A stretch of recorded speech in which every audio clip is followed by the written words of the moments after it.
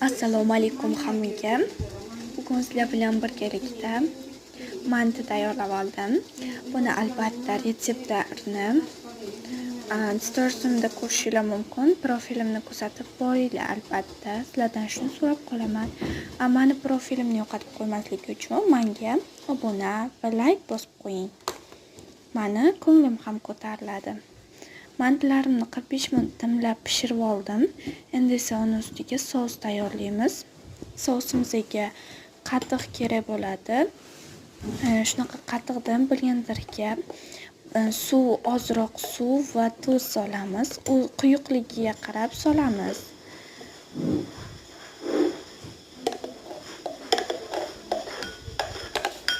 Shunaqa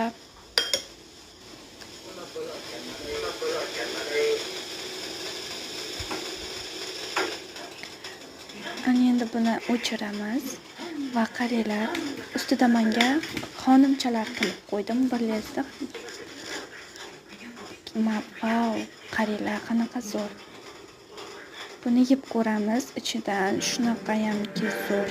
Mana ustiga soslar qo'yib yesanglar, juda ham zo'r ketadi.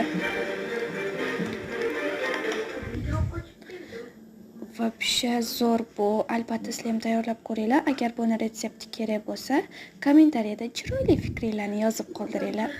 Ana rangsiz yurakchani qizil rangga kiritib qo'ysanglar, ko'nglim ko'tarilib borardi. Menga obuna bo'lishni sizdan